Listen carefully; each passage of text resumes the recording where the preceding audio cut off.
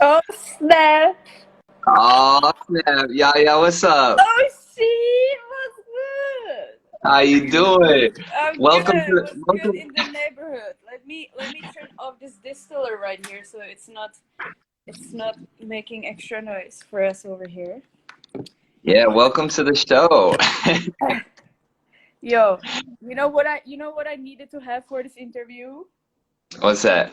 The kombucha, man. It needs to Oh, snap. be. Is that a hard kombucha though? Yeah. Oh, dang, I got you hooked. Dang, I wish I had actually, matter of fact, hold up. Oh Hold yeah, up. yo, it Wait, needs to hold up. be. It needs Hold to up. be, man. You I'm gonna need to join you get. real quick. Hold up. This isn't a normal part of the show, but we gonna do this. My fridge is It's, full of eggs, so y'all. you cannot do interview with me without the kombucha, man. Wait, don't tell me. Don't tell me. Oh, I drank my last one. No! I'm sad. I'm really Oh sad now. no! Oh no, I man. thought I was gonna be there right there with you, but it's all good. I got my amino acids, so Oh, it'll do. Yeah. What brand is that? We need a sponsorship right here. is the one that you recommended me, Oh yeah, that's Trader the lemon Joe's ginger. ginger lemon. Trader Joe's, come on, sponsor your boy. Sponsor your boy. Um, have you been to Trader Joe's recently? No, I haven't been there at all. Since the quarantine started, I've only been to Whole Foods. Yeah, yeah. I mean, it's there's always a crazy line at Trader Yeah, Joe's these days. So yeah. Whole Foods is it the same way? They got a line outside? Yeah, so they got a line outside, but I heard that the Trader Joe's line is way worse. Because Mm. my friend goes there. But Whole Foods also has a line, but usually the line is big only in the afternoon. If you go in the morning, then it's totally fine. Like there's not many people in the morning, and even if there is a line, it goes by really fast. So you don't really Yeah, have. yeah. Well, shout out to those for them making a line like Trader Joe's. They're they got these huge shields that are in front of the cashier. They're really on top of like being safe. Yeah, So yeah, for sure. yeah, which is good. It's a plus. It's a catch 22, but Yeah. Also, um, shout out to them to starting the 1 hour for the older people in the morning. oh yeah, I don't know if that's Trader true Joe's too. has that, but Whole Foods has it that in the morning, I think 8 to 9 or 9 to 10, it's only for, I think, 50 and up or 60 and up people. Yeah, I Yeah. think I think Trader Joe's. I think Trader Joe's is doing the same thing. So Mm. yeah, that's really dope. But yeah. So catch us up. Like what you been doing in quarantine? You been in the lab or what? Yo, I've been deeply in the lab, man. Every day about, you know, 2 or 3 trainings. Like, with the quarantine. So first of all, I travel a lot, right? So I Yeah. travel every weekend. I'm always on jet lag. Um, my body's always on a different time, and I always had some pains or aches or injuries. I always needed to do some extra like body recovery stuff, therapy, all of that, right? Now in the quarantine, like 2 weeks in, I think it took 2 weeks before my body went into normal, but it just feels so different. Like all my pains and aches went away, no more injuries, no more like issues. Even if I go super hard on my practice, and like it would be like running, dancing, working out, because I usually don't do any kind of running or working out because it would be just too much for me to travel and train in dance plus do like workout and running or any kind of other cardio or anything like that. So I don't do these things normally, right?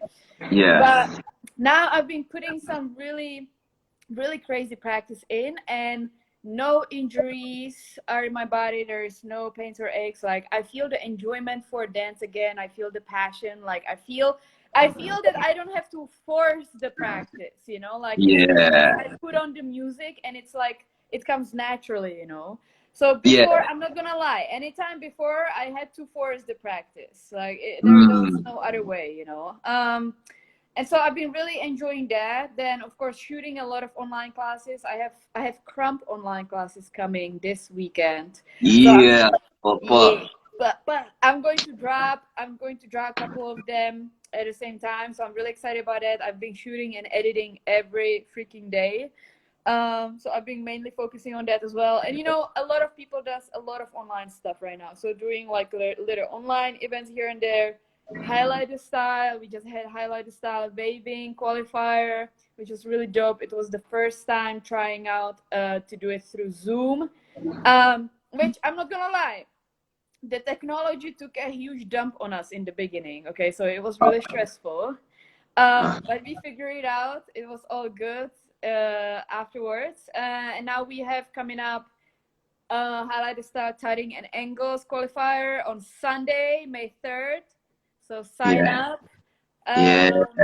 And so we've been dealing with that, you know, trying to kind of go with the time, go with the evolution, and be like, okay, let's not just stop it. Let's try to still keep it pushing, you know.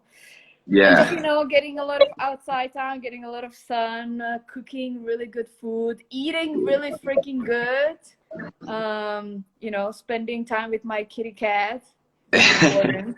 It's important. Yeah. Yes. The sometimes neglected Smokey is no longer neglected, getting No all the longer love. neglecting. Yeah, no longer. Yeah. But now, you know, That's, before he got upset when he saw the big luggage for travel. Now he gets upset when I leave the house. It's like, oh man, no. there's some real attachment issues there, you know. Real attachment issues now. Yeah.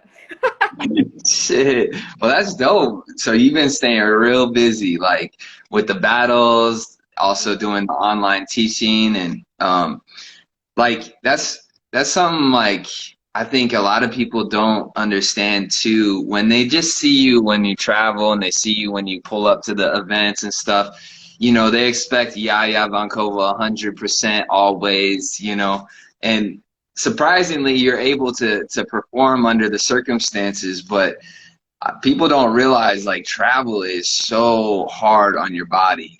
So hard, man. So it's so crazy because all these years of traveling, I kind of need to be okay in the mindset that I am not going to be giving my 100%. Even if I want it, it's not going to come out as my 100%, you know. So it's always a battle, you know, because sometimes I would be really pushing it, forcing it, you know. You travel, you're jet lagged, then you have to judge for like 15 hours. Then they make you do showcase without any kind of warm up or stretch. You're freaking tired. The food is different. You know, the culture, the people, everything has some kind of effect, mental effect on you. So it's never a 100%. And then you have to be okay with it enough that you are not gonna go into like too much stress or depression that this performance wasn't like your highest level, you know. So I cannot wait. Like whatever is going to be my first travel after this quarantine, they're gonna get the 1000% Yaya. Like they're about to be for a real treat over there. Yes. Yeah, we're all waiting for that first showcase. It'd be crazy. Same for me too. I'm like, I'm labbed up. I'm ready to go. I'm feeling good. I'm getting good rest. And it's cool that like the dance scene is kind of really adapting quickly to this circumstance. Unfortunately, like, you know, the studios are really struggling and stuff like that, but also the studios are adapting and having online classes, and so it's going. What do you think is going to happen after all this? Like, do you think the dance events and stuff, is it just going to go back to normal, or is it you think going to be halfway adapted to online? So there's a couple assumptions that I have, right? But I don't think it's gonna go back to normal the way it was before. I think there's going to be positives and negatives happening afterwards. I think unfortunately some smaller studios are going to be forced to close down. And some, you know, smaller organizations are going to be forced to close down. And also I feel like, especially in LA, I think a lot of dancers that were in LA are going to be forced to maybe move back home for some time, or, you know, because, and I feel like it's going to be a little bit of a filter in LA because LA was I'm not gonna lie, LA was overloaded with dancers, you know, but the dance community is struggling with the finances. So I feel like this is going to filter out a lot of dancers. Unfortunately, you know, Yeah. it can be good and a bad thing, you know. Um, and I think that there is going to be way more online stuff, but I feel like the online stuff will never replace the energy and the real feeling of the in-person event, in-person teaching, in-person workshops. You know, it's never going to replace that authenticity of the energy and feeling. Um, and so I also think that of course, when it's gonna start to go back normal and events will start to happen again, everybody will want to dance and battle. And Yeah. I mean, if everybody is training in the quarantine, there might be some really crazy dope dancers coming out of this quarantine, you know. Yeah. So first, I feel like the events that are going to be happening after this thing are going to be super high level, probably super high because everybody is going to be excited, you know. Probably overload with people as well because everybody will want to be dancing, you know. Yeah. So it's going to be interesting time, but I also think that people are going to have more appreciation as well, Mm. and being more grateful for the events, the dance community, you know. So I feel like there is going to be a whole new positive things happening, but also a whole new set of new challenges happening as well.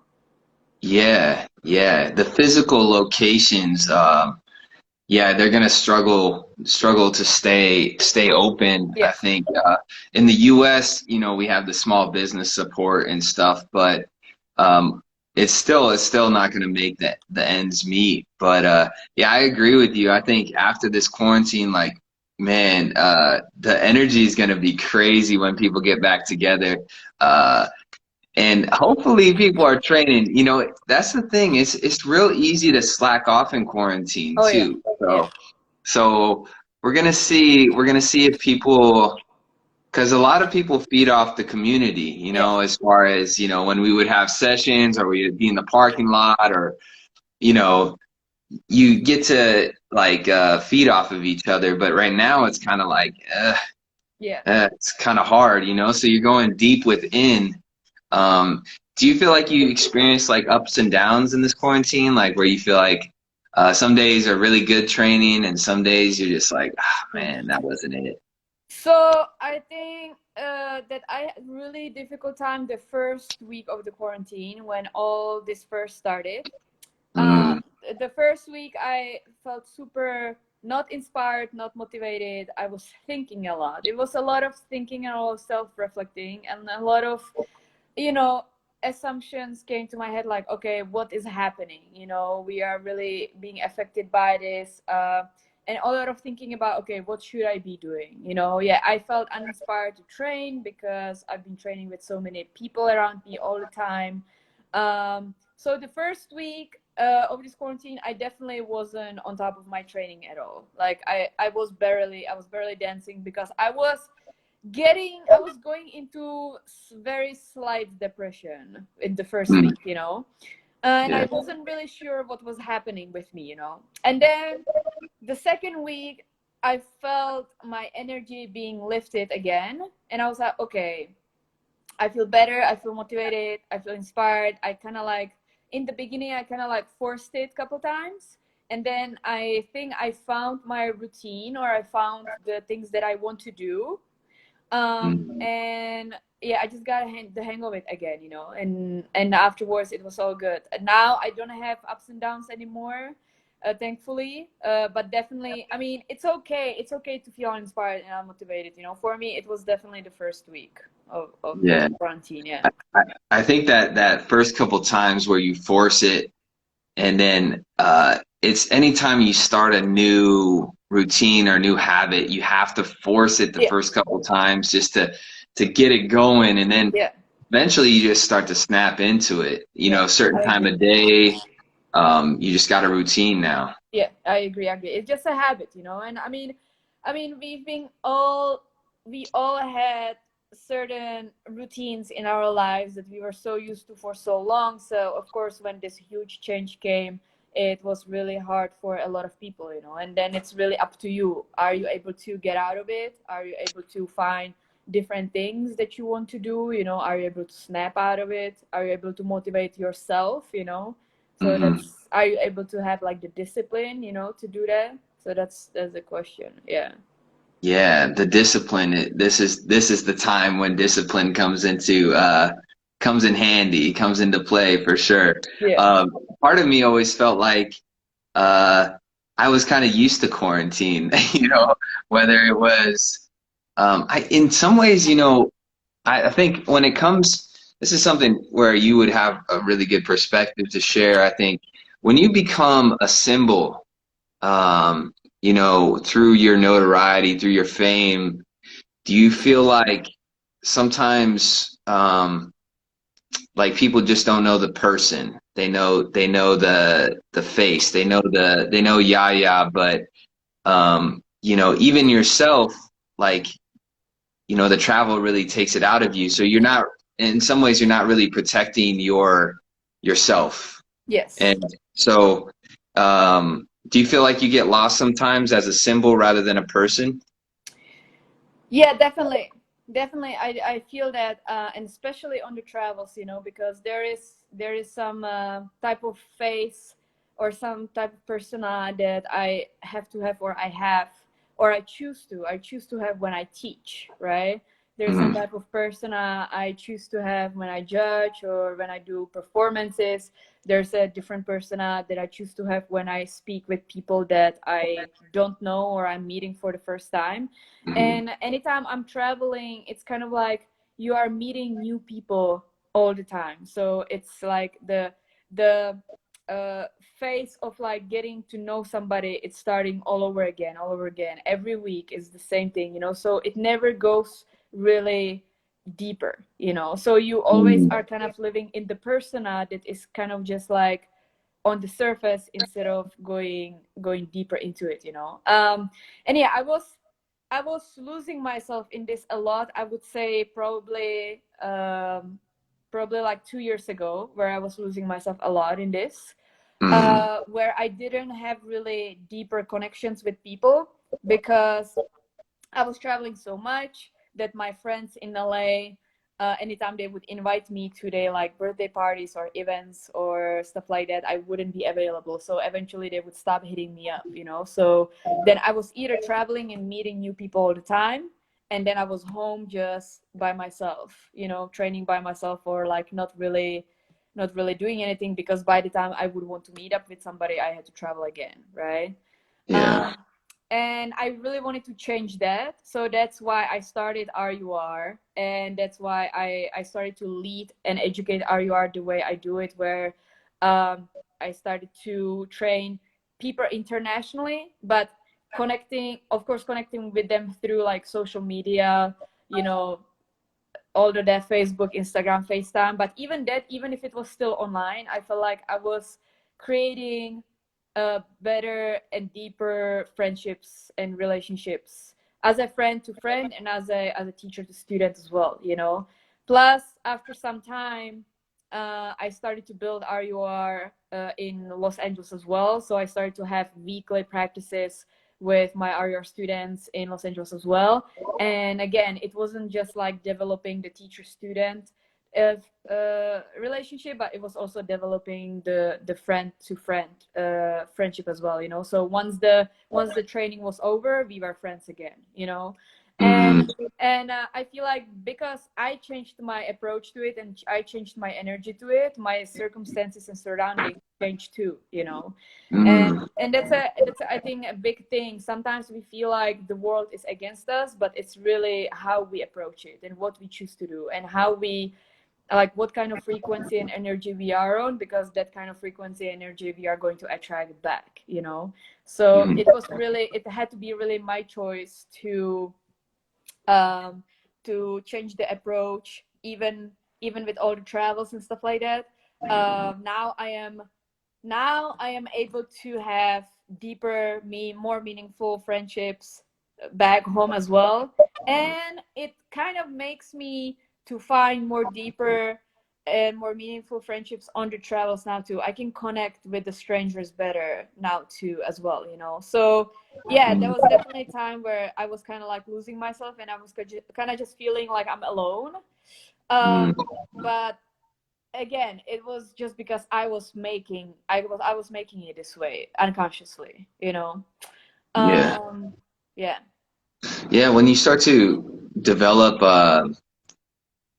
yeah, it's like when you have a good relationship with you know, a community, it kind of opens your heart to making that connection again. And yeah, it's kind of like surrendering to the unknown. But I totally feel you on the kind of like the kind of surface level you have to go through the world with, because it's a lot of effort. It's a lot of energy to connect with people, especially on a deep level. It's like, and if you're traveling all the time, it's like I'm really going to invest all my energy into something that I'm not going to really see for a long time again, you know? Exactly. So Yeah. it's tough. I think like what you did with RUR is great. You've developed like a consistency with people and building them, and like you feed off each other. You know, you're looked up to as the leader, but at the same time, like they're feeding you and you're feeding them. It's like this mutual thing. Which is super dope, and it's like there's new people coming in as well, and they're added to the group dynamic, and everybody's, the cool thing about RUR too is that everybody's open and trying to grow, and that's a dope value system for a community to be started on. Yeah, exactly. Yeah. Yeah.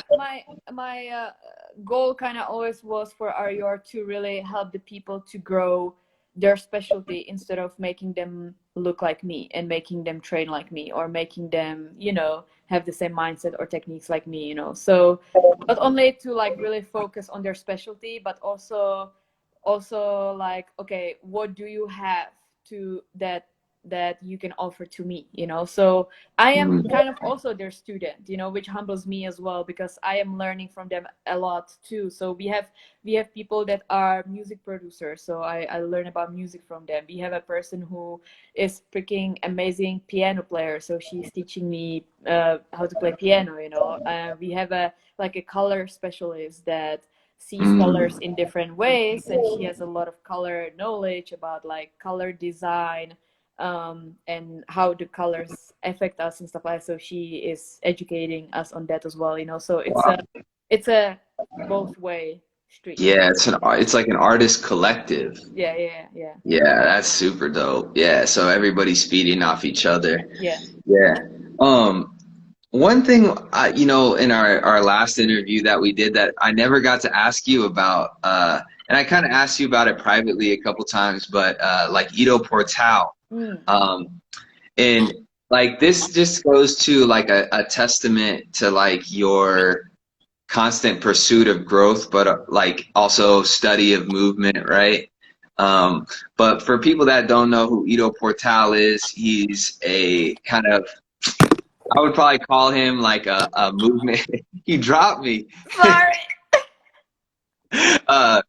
Ido Portal is like a movement philosopher, but also a practitioner. So, yeah, he has really cool philosophies on movement, but also, you know, he's really diverse in, you know, martial arts and just kind of breaking the fundamentals of movement down. So if you don't know him, check him out. But Jaja went to his camp in Thailand. And yeah, I never really got to ask you too much about that. What was that like? So first, let me start from the beginning. So first, I heard about Ido Portal, I think like a year and a half or 2 years before I went to the movement camp in Thailand. And it was from Beast, Baby Tie-Dye. So he started to follow him because another AKA of Beast is the Street Beast, and the Street Beast is really heavily based character off of Conor McGregor. And Ido Portal was Conor McGregor's coach at one point for some fights. So he was always watching his documentaries, and so I've seen Ido Portal. I started to follow him on Instagram, and I was like, okay, this is really dope. He's kind of like a movement scientist, movement educator, movement researcher, and I started to follow some of his students as well. And it's really interesting the kind of approach that they have to movement, because they go really deep into it from all kinds of different perspectives, right? And then, like a year and a half or 2 years after I knew about Ido Portal, my friend and student from RUR, Lily, she's from Canada. Shout out to Lily. Shout out to Lily, Tiger Lily, that's right, aka in dance. She brought it up. She was like, hey, I am thinking of going to the movement camp to Thailand to learn from Ido Portal and his students. Like, would you like to go with me? And I was like, oh shit, I mean, hell yeah, let's do it, you know? So it was really random, but we went there. It was for 7 days, and it was in this really beautiful area where the Olympic athletes are training for the Olympics. So it was like a resort where they had like bunch of swimming pools for training, tennis courts, basketball courts, volleyball courts, like all kinds of rooms for different kind of trainings, like small rooms, big rooms, like meditation center. They even had a freaking raw vegan buffet out there that was really cheap because it's Thailand, you know. So the raw vegan buffet was like $10, you know. All you gotta say is buffet, and I'm down. I don't care what it is, buffet. I'm down. Yeah, so the place was absolutely amazing, right? So we were staying there in the resort, and we had together a couple teachers. We had Ido Portal that was mainly teaching us about the movement, some theories, some basics of capoeira, some floor work. Then we had his student Odelia. She was teaching us mainly about like it's really hard to explain, but it was like how not to expect through physical movement in a normal life, how to let go of expectations. That was really interesting. She was one of my favorite teachers there. She was also teaching us a lot of floor work. She was also teaching us a lot of awareness, how to be more aware through physical movement in our mentality. Yeah, she was definitely one of my most favorite ones because she was teaching a lot about the expectations, and this is something that I've been struggling my whole life a lot. That I put I put a lot of expectations on my close friends or people or family, right? What do you mean about like what do you mean by expectations? So I will give an example. So she had this exercise where she recorded on a song. There was no song, it was just a silence, and she recorded her voice, and the voice was just like really randomly, the voice was just like eh, eh, eh, eh. Yeah, so it was a bunch of s, you not knowing when the eh is coming, right? And what we had to do was we had to do like a circle with our head, and every time she says eh, we had to change directions, right? But we had to let go of the expectations of when we think the eh is coming. And you could see some people, they were rolling and they were already like you know, trying to like now it's gonna come, and now they wanted to change direction, you know. But instead we had to like completely let go of the assumption or expectation when it's coming, and we had to roll, and then when she said the eh, we had to change the direction, you know. Yeah. But I feel like for us dancers it's probably a little bit easier. For normal people it's a little bit harder because they don't have the much of the movement coordination, stuff like that, you know. But it was a really interesting exercise, and she had a bunch of exercises like that I actually incorporated in some of the dance training for my students as well later. It's pretty interesting. So then we had a teacher for Hatha Yoga. His name was duty, and he was actually he's actually the teacher of Ido Portal, and he was like this really cool, like older dude. I don't know how old he could be. He could be like 60, 70, I don't know. But he had so much freaking wisdom, and the way he was speaking was just really calm, you know, and peaceful. And his knowledge was like off the chain. It was crazy. So I really enjoy his classes as well. And then we had another teacher that was she was a dance teacher, but she was more teaching about like not dance necessarily, but just like body coordination, where for example you had to do like a slow and soft movement with your arms and really sharp movements with your legs. So she would do these kind of exercises, like coordination stuff. Yeah, like coordination stuff. Then we had Brazilian Jiu-Jitsu, and then we had like a movement theory. So every day we would be waking up at 6 a.m. The first class started at 8 a.m. and we would be training for 9 hours with breaks in between. And then after those 9 hours, we still had like a movement theory lecture at night.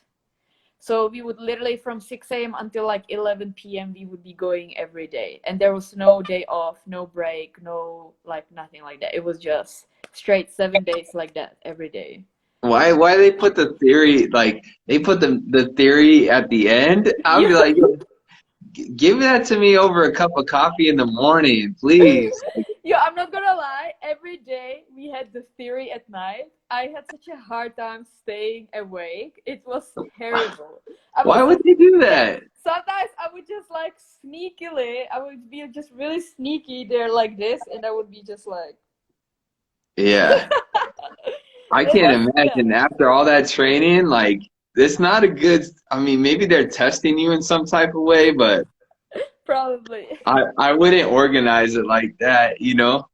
Maybe like one class, then a movement theory, and then keep going, you know? But you can't do that. That's too much. Yeah, so it was a little bit too much, I'm not gonna lie.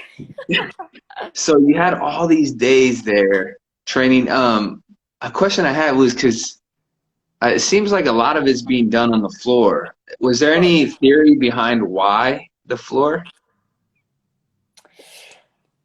I don't recall exactly, but I mean their whole thing is basically to get closer to like a animalistic movement, you know, and to get more in touch like with the earth, you know, and to be more comfortable on like a big exercise there was also like this happens to a lot of dancers, that they actually don't get even injured from dance, they get injured from like some other small things that they do, right? Like let's say you just walk and you trip and you fall on the ground, you know, and like you messed up your knee and like you get so injured like it affects your dance, right? So this was something that Ido was teaching us as well. He was giving us exercises on how to change these habits and reactions that we develop and that are conditioned in us, you know. And a lot of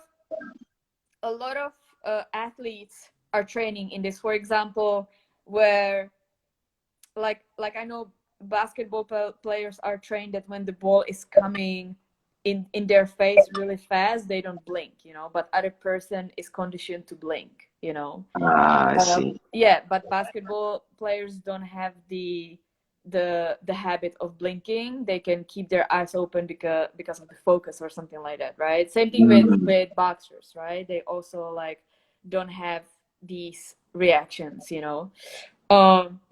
So this is something that Ido was teaching us as well. And same thing, I just remember he was giving us one example where a really high athlete, I think he was a football player, he never got injured in his life, and then he was running around in the park with his son, and he tripped over like a piece of wood from a tree, and he just the reaction that he had to it messed up his knee so much that he couldn't play for a while, right? So Ido was doing different exercises on like how to fall on the ground when we trip without the extra reaction that gets us injured so much, you know. Yeah, so that was really So he's like rewiring the reactions that we've been, well, it's like almost like human nature, right? It's not even like conditioned. It's like you have to reprogram what you were born with. Yeah, exactly. That was really interesting because it is a movement camp, so you expect to learn movement, but in reality, what they were trying to get to us is to rewire our brain. So it was really more mental than physical in the end, you know, which was really interesting as well. Yeah. Wow. Dang, yeah, that's something that would take a long time, I think, you know, like a daily practice to keep doing. Yeah, and I'm not gonna lie, like I completely sucked dancing on the floor before the movement camp, right? But because I spent so much time on the floor at the movement camp, like now I am really good friend with the floor. So I'm really grateful for that. Yeah. Yeah, that's one thing that with the floor I love about it is that it's something that we're in constant interaction with, you know. It's the nature of gravity that always pushes us to the floor anyway. So you're walking around, you're running, you're jumping, you're laying on the ground. All this stuff is in relationship with gravity. So the ground seems like a good place to start. Yeah, for sure. I agree. That's what I talk about, like in animation too. A lot of the techniques that we use in animation, they start with your feet. You know, the way that you grip the ground, the way you can relax, and the way you can push. Even with like crump, for example, like whether it's stomps, like the momentum of a stomp, like can throw your body and react. Like even with a stomp, like it's almost like you're already hitting. If you stomp right, it'll vibrate up your body. Yeah. So there's all this like, and also just change of direction will allow you to stop quicker or. Yeah, it all comes like, I feel like for me, it all comes the connection of my center with the feet, you know, which is actually interesting because usually in animation, popping or crump, the feet is the first thing that starts to cramp up for me, you know, because I use my feet so much to try to like change the directions and control the textures and the speed and just you know, do have like a good grip on the ground and stuff like that, you know. So that is really interesting that we don't realize how much we use our feet and how important it is for the whole body movement. Yeah, the whole body movement. Yeah, the relationship with the core, like that's something. Like Storyboard P he told me too, was like all of his mutation and his style he would always focus on his center and his core. But also if you look at his style, like his feet, the way he pushes into the ground, this man is pushing so much force into the ground to look like a feather, you know? And it's like little, like whether it's on the tiptoe, it's like this small little point that he's able to manipulate his whole body off of. Yeah, I agree. That's the crazy part, you know. With our styles, like with animation and stuff, we're lucky we can be flat-footed sometimes, you know. And crump feels like really planted, you know, like really grounded. Until you start to get into like the footwork and glides and stuff. But the three positions that crump has is it seems like they're all based off of grounding. And the third position, right, is kind of non-grounded. So in crump is a lot about the heel toe, always maintaining the weight on the heel toe. So for a lot of people it seems like we use the whole foot all the time, but it's not like that at all. It's actually maintaining to always be on your heel toe, even though it looks like your whole foot is on the ground, for you to be able to transfer better and travel better and have a you know, better direction change or change levels faster, you know, or anything, any kind of travel transfer, you know, it all comes from the feet again, you know. So that's Yeah. something definitely that took me years before I developed this habit of really feeling my weight being evenly spread out on the heel and toe. Yeah, like sometimes what I do is I think about like my foot, and I feel like, you know, those they call them Bozu balls. Mm-hmm. You know that they're like the half bouncy ball with the Oh yeah, platform. yeah, yeah, yeah. I know that. Yeah. I imagine that I have like a real small one in the middle of my foot, Ah, and so it's always like it can shift back and forth, but the middle of the foot is not touching. that's really interesting because that's true. That's exactly how it should feel, actually. Yeah. Yeah. Yeah. It's like if you took like maybe half a golf ball or Mm-hmm. something, Yeah. and then you put it right in the center, Yeah. then Yeah. Yeah. then it feels like that. Yeah. I agree. I agree totally with you on it. I actually, for some time, I had the half ball at home Uh-huh. to train with, and I was training with it for balance, and then I broke it. So it broke. But you broke it or you popped it? Yeah.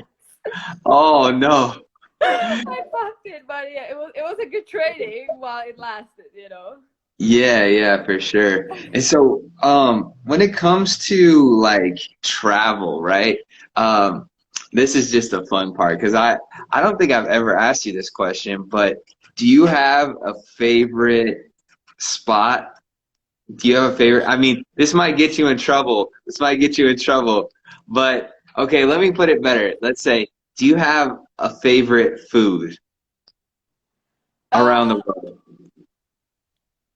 Favorite food. Ooh, yeah, yeah, yeah. Okay. I favorite food. It's more of a favorite fruit. My favorite fruit is cherry moya, which is an exotic fruit. Do you Cherry know? one. Do you know how it looks? It's No.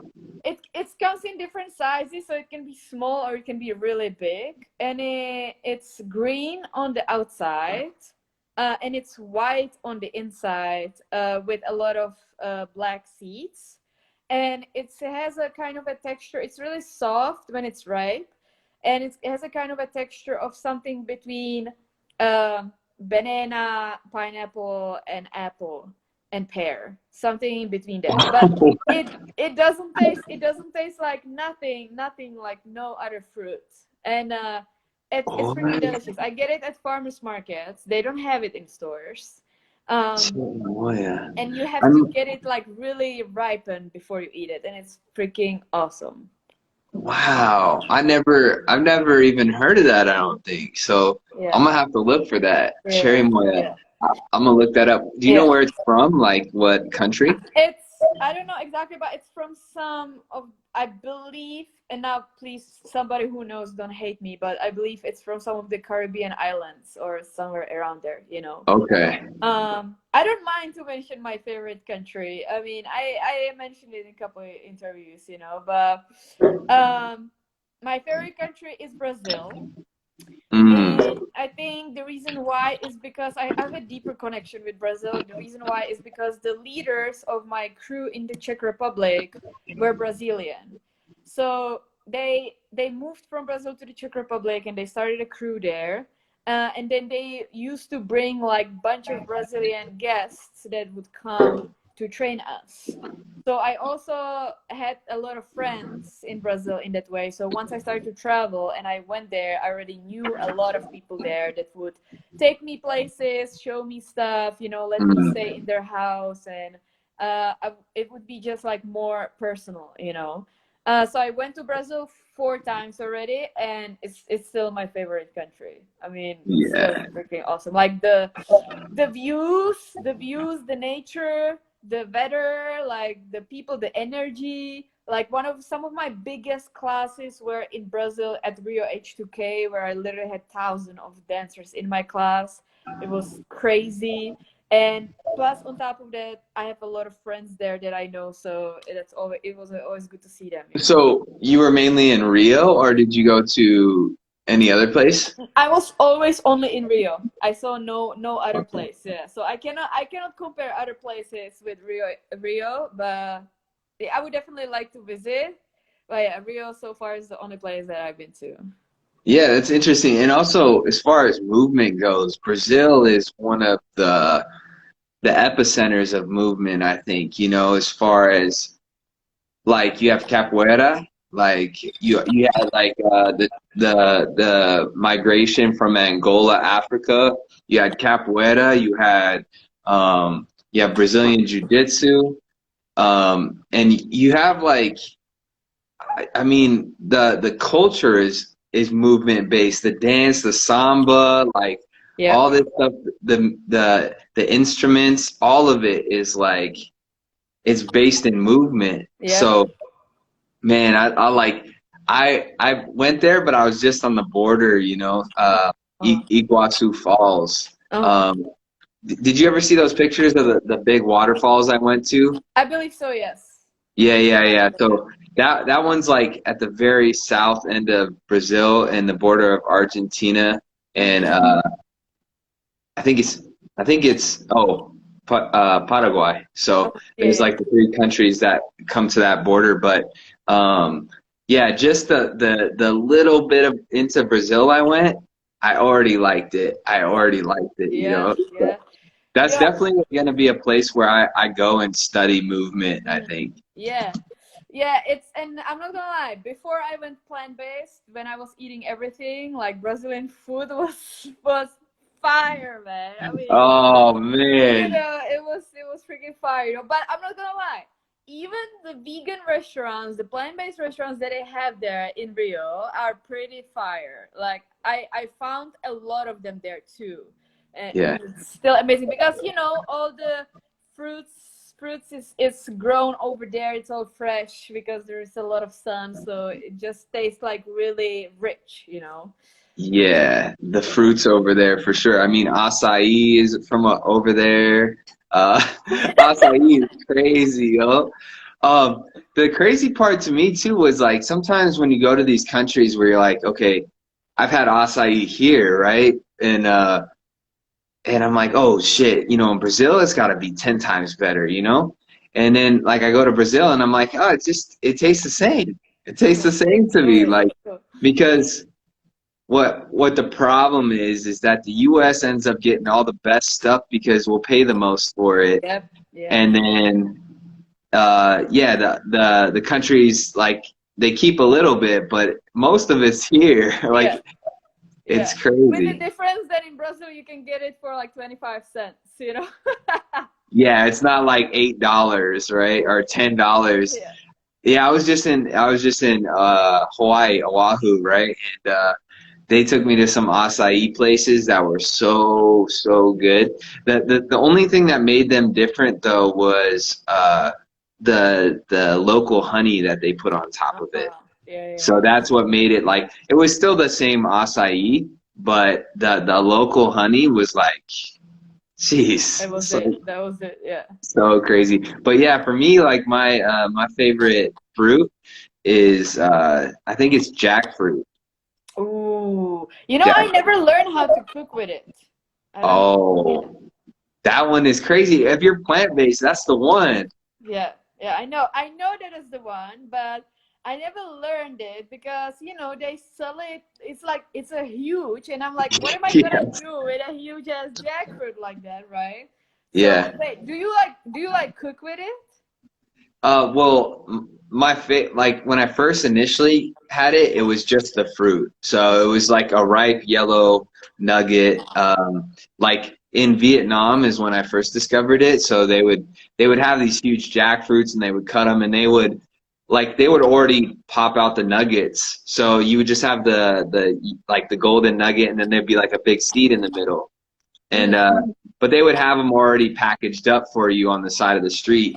So then I would get those and but then I started going to like plant-based places in Vietnam, and Mm. honestly, the the vegan places there were the best vegan food I've ever had. Mm. And it was partly because they were using jackfruit like pulled pork. Ah, yes, yes, Yeah, it yes. was, Yeah. oh my God. I was like, are you sure this isn't meat? You sure? It was just like the most juicy, like, and when you cook with jackfruit, you can cook like you can cook it in different ways, but if you cook it and it's a more ripe like one, it'll start to caramelize and it will have like a sweet kind of barbecue-ness to it. But you can also use the green one, which you can make like really kind of salty and like chewy and juicy. So I have a question. When you are eating jackfruit uncooked, just like straight jackfruit, what kind of taste does it have? Oh, man, it's so hard to explain. It tastes like juicy fruit, like the gum. It sounds weird, but it sounds like it's the best when it's cold. So you put it in the fridge and then like it has a texture where you can actually like peel and it'll shred. Like you can pull little shreds into it. And you eat it and it's like it's chewy but not like super juicy. But it's like sweet and it got a little bit of sour. It's like candy. It's straight up candy. Dang, I've never had it like that. Oh, I think they got it at Whole Foods, I'm pretty sure. They might have some that's already prepped, yeah. I need to check that out, yeah. Yeah, because I've seen the big jackfruits there, but I'm not going down that road. I'm not putting that thing in the trunk. But if you go to the Asian markets, I don't know where there's do you know where the Asian markets are where you are? No, I have never been. But the Asian markets should also have not only the jackfruit but the cherry moya too as well. But I never been. See, the Asian markets are the gem of LA. Yeah. I know there's a couple in the valley, but they're more in like Van Nuys area. Yeah. And then there's like Koreatown's got some really good Asian markets. And then on this side of town, we have like tons of them. So yeah, you get tons of good deal. And also if you need like alternative flour, like rice flour or coconut flour, those are the places that are really cheap to get it. I see. Yeah. That's where I started to try and make like gluten-free crepes. So I would get like potato starch and rice flour. I remember you made gluten-free crepes for me once at your house. Yeah. Yes, they're pretty bomb. You got to experiment with like what you're using, because like I've tried to make my own almond flour and then like make the crepe, but it's hard. Have you made almond flour before? No, I did not, but Emilio did, my roommate. Okay. Yeah, so he did almond flour once, and it was pretty interesting. It was really tasty. Yeah, it's interesting, like when you try and make it yourself, like basically all you do is you get a bunch of almonds and you put it like in water. So there's almond flour and then there's almond meal, which is different. So almond meal would be the just ground up almonds into a fine powder.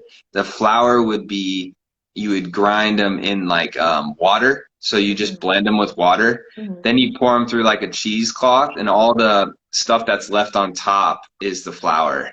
Yeah. But then the liquid that comes through is the almond milk. So you have almond milk and almond flour at the end of it. And then he was also baking it afterwards. Yeah. That was interesting too. Yeah. Yeah, it's when you do it with the cheesecloth, it stays kind of wet. So I never got into the drying process of it because I think it's probably possible if you put it like in a low temperature at the oven that you can get it like more flour-like again. Yeah. But I never did that, so it always came out like mush, It was like oatmeal or something, So it's like I couldn't really bake with it either because there's still like water in it. Oh, okay, yeah. I remember Emilio put it in like a really low heat in the oven, and he left it there for some time, and then it became really nice almond flour. It was really nice. Yeah. See, I could keep talking about almond flour, but I could see the follower, like the viewers drop to 5. I could just drop, I could just keep talking about this stuff, but yeah, we can see how low we can get the viewership on this. On the almond flour. We can keep going. Yeah, when it comes to like the industry, like when it comes to like commercial work and that sort of stuff, do you see that stuff coming back? Because like even Netflix. Always driving me. uh, but do you see like Netflix and like Amazon Prime? They're all like shut down. There's no like movies being produced, no like commercial work. Mhm. So, have you been, has anybody approached you at like about commercial work in the quarantine? Yeah, so I think the first 2 weeks, everybody was kind of figuring out what to do with the situation and how to make this digital. And Mm, after those 2 weeks, people started to slowly hit me up. And mm, it was mainly for either online classes that different studios are doing, or it was for promotion for music artists. So they would come up with a new song, and then they would want me to dance to it to make a promo for their songs, right? Other than that, there is still there is still some choreography going on where I also got like a um, offer to choreograph a music video, but basically through a video, which was really interesting too. So I would choreograph everything at home, shoot the choreography, send it in. The dancers would individually learn it from the video, and then I don't know how they were planning to shoot the music video exactly, afterwards. mm. Um, so yes, I've been getting some industry commercial work here and there. It's still very little, but I feel like it's because people are just really trying to adjust right now and try to find different options of how to make this work. Ultimately, I think if this quarantine was going, for example, if this quarantine was for like a year, I think people would really find some really crazy ways of how to make the digital work uh, good, because ultimately you can make way more money online than in person, because you don't have to pay for space, you don't have to pay for flights, and you have an international reach. You are not paying only, you are not getting finances only from the people that are there in person, but you are getting the finances international, which can bring way bigger crowds, right? So Yeah, I I feel mean, like this digital work can be kind of dangerous to this community as well. Yeah. yeah, how could it be dangerous? Uh, because there can be more work digitally that brings more money, which might cause a shutdown for the in-person events and organizations, or classes as well. Now that everybody has access to a lot of online classes, and even free online classes, a lot of people, even big choreographers that have huge followings, would be teaching free classes online that people normally wouldn't be able to have a chance to take. And they would have like 70,000 people on their IG live watching their class, taking their class. Just imagine that. Oh, You yeah. can never have 70,000 people in person taking your class, but you can do that online. That is really, Wow. yeah. Yeah, so like with all this time to think, right? Yeah, I'm over here theorizing like, what's gonna really happen? Hold on. This is about to end. I'm gonna start a new Yeah. live real quick. Yeah. All right. Yeah.